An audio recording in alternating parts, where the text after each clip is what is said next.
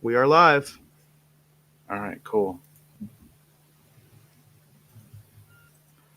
I want to welcome you to this episode of the Rogues Radio Podcast Live. My name is Dave Beatty. I'm one of your hosts. For the almost nearly 30 years, I've been a professional illustrator and graphic designer. Worked on a lot of fun stuff that people have heard of, things like Justice League of America, Batman Incorporated, Grifter. Maybe you haven't heard about Grifter. Anyhow, enough about that. I want to welcome back my co-host. This is Mr. Eric Alexander. Eric, please tell the folks listening and watching at home what you've done as a creative professional. Hello, everyone. Yes, I am Eric Alexander, and I am the associate producer of a feature film called Occupants, which features Star Trek Voyager actor Robert Picardo. It is also currently available on Tubi, which is an ad-based streaming platform. And also, I was the editor and publisher of the official Occupants comic book tie-in. Very cool. So as usual, we start the show off with TV and movie news. So tell me, Eric, what's going on? Well, there's a lot of stuff going on in the world of TV and movie news, but tell me, Eric, what's going on? Well, I thought that we should probably go over the box office. We kind of established a precedent last time where we did talk about the box office totals. So I'm going to bring it up real quick. So Midway apparently overperformed. My understanding was they thought that it was going to get it was actually going to lose the box office battle this weekend to Dr. Sleep, but they were number one with 17.9 million. Dr. Sleep was number two at 14.1 million. Playing with Fire was number three at 12.7 million, and then Last Christmas was number four at 11.4 million. And then our sort of newsmaker of last week, Terminator Dark Fate, is now down to fifth place at 10.8 million. Their total after 2 weeks stands at 48.5 million. Of course, this is domestic only, but still, that is pretty bad for Terminator. Right below Terminator is Joker, which we both enjoyed, and we did a favorable review last episode. That is now, their total now stands at 313 million domestically. I believe they're very close to the billion mark internationally. Maleficent, Mistress of Evil was right behind Joker at 8.4 million. I'd have to say that Maleficent, Mistress of Evil has to be a disappointment as well. Their total domestically stands at 97.7 million. I'm not sure if their international is doing better, but that's definitely not a good number for Maleficent, Mistress of Evil, and definitely underperforming compared to the original. And then we've got Harriet at 7.4 million.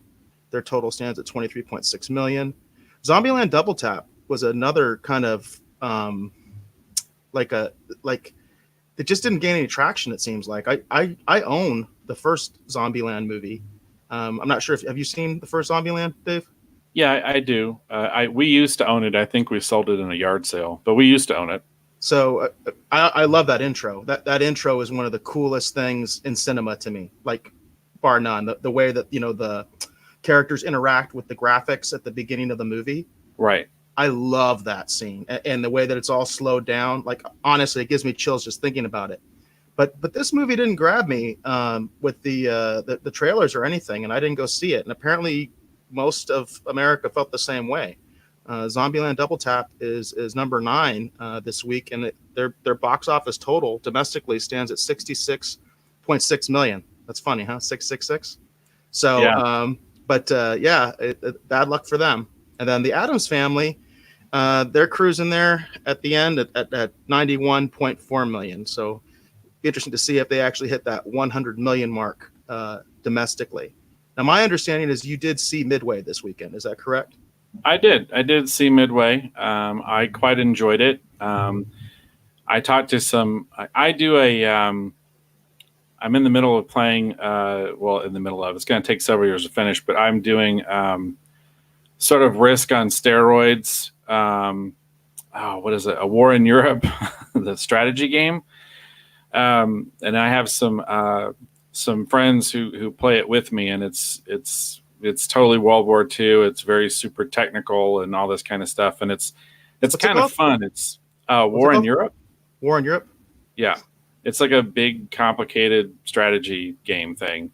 Like Like I Axis and said, Allies, or something different than that? yeah, it's kind of like it's a tabletop game. Like I said, it's kind of like Risk on steroids. I guess it's a very super complicated version of Risk. It's going to take several years to play, essentially. Wow. Yeah, I basically am playing Italy. I'm essentially Mussolini in the game, Oh, and yeah, Italy. yeah, that's me. Like, I think the absolute worst performer in World War II was Italy. Well, my career stands for anything. I like pushing things uphill with my nose. Anyhow, so I did see Midway, and I quite enjoyed it. I know that it was some people were kind of poking fun at it. I know on some of the movie blogs and stuff that I follow, they seem to think that it wasn't going to do very well. I don't know why. And then I talked to some of my friends who I play War in Europe with, and most everyone enjoyed it. Some people had some criticism with it, which I didn't agree with. I mean, I generally just enjoyed it. I thought they did an amazing job of putting you in those planes and some of those sequences. Like I felt like I was in some of those planes, and it was intense. And Have you seen the previous Midway movie from the I think that was from the 60s, right?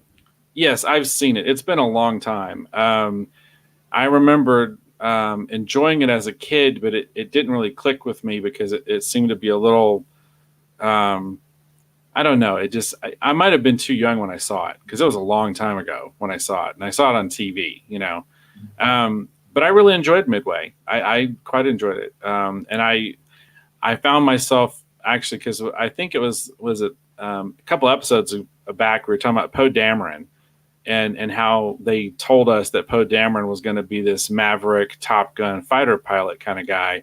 And I love the idea of that. And we also kind of waxed poetic about how in the original Star Wars, you know, Lucas and ILM, they used actual World War II footage and then some footage from some old World War II movies to help determine like the pacing and everything of some of the space battles that happened in the original Star Wars movie. And watching this film, all I could think of was like it's a real shame that they didn't. I feel like they've gotten so far away from looking at actual dogfighting combat footage that I feel like it's kind of lost something. And Midway did a good job of capturing that and actually making it feel like you were in those cockpits of those planes.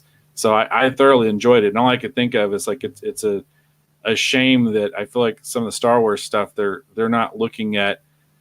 I feel like sometimes they're not looking at the things that inspired the original Star Wars that gave it sort of that believability, in my opinion.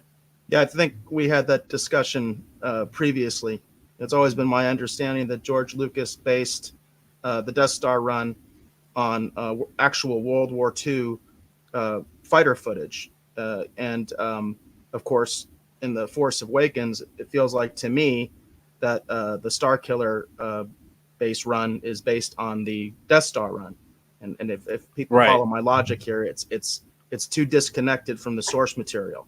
That's why it's just, to me, it falls flat. I mean, it just completely falls flat. And I think that's why. Interesting thing with Midway, when I was in the Navy Reserve, we had a veteran of the Battle of Midway come in during one of our drill weekends and actually talk about the battle. And it was really interesting. The sad thing was he was so old. He had that thing where his voice was very quiet. Right. But I was super impressed because, you know, there are sailors there. There were sailors there that, you know, were 18 years old, you know, as young as 18 years old. I think we might have even had some of the sea cadets in there that were like, you know, 12 and 13, you know. And it was, I mean, they, you know, give them credit. I mean, nobody said anything. I mean, we were trying our best to listen to every word that he said, you know. And it was you know, nobody was going to interrupt him and say, hey, can you speak louder, you know? Right. As you can imagine, there was a lot of reverence in that room, being a bunch of Navy sailors listening to this real life hero talk about the Battle of Midway, and he got a real thrill out of it. He had all sorts of cards and all sorts of visual aids and things like that. So it's a pretty moving, pretty neat thing, and I haven't gone to see it yet.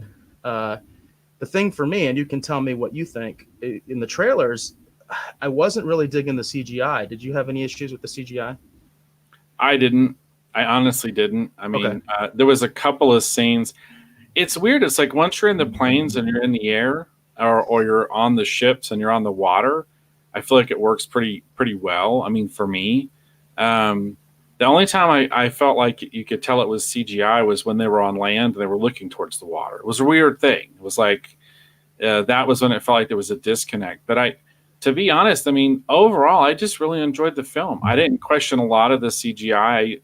I felt, like I said, there's quite a few times I felt like I was in those planes with those pilots.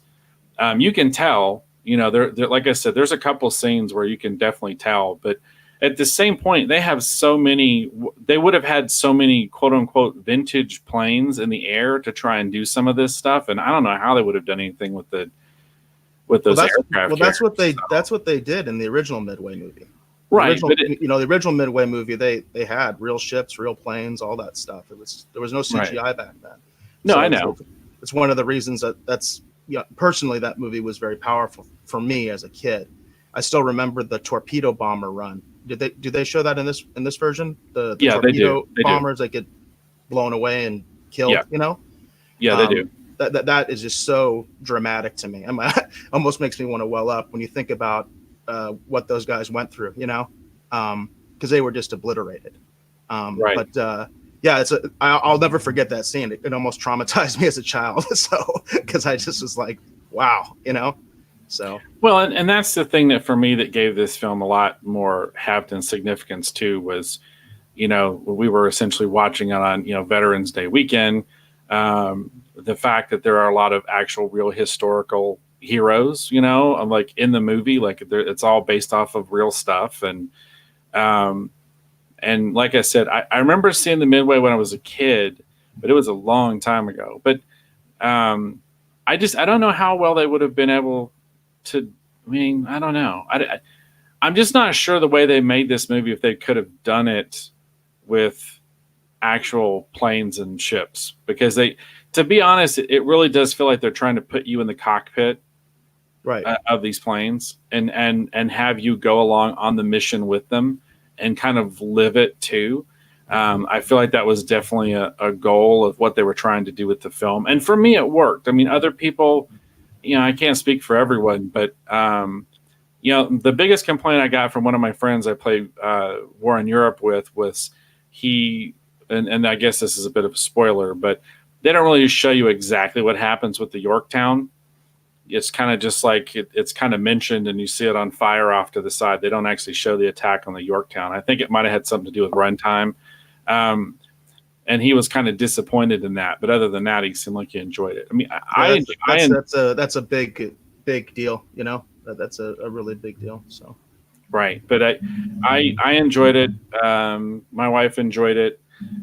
We had some friends that went with us. They enjoyed it. I mean, I just enjoyed it for what it was. I mean, but I'm able to kind of, just enjoy things, I think, and not be too terribly, critical of them at times. I just was sucked into the movie and enjoyed it. So that's good. And I do want to put it out there that since we are coming off Veterans Day weekend, are we good? It looks like we're having a little problem with the stream. Does it look good to you, Dave? It hung up for just a minute. You might want to start over there. Okay. So I just wanted to say that coming off of Veterans Day weekend, there are very few World War II veterans left. They're dying in droves by the day. So if you have the opportunity to meet one, to talk with one, go out of your way and do it because they're not going to be around too much longer. It's one of the sad things when a movie like this comes out, because I think about stuff like that there are so few World War II veterans left.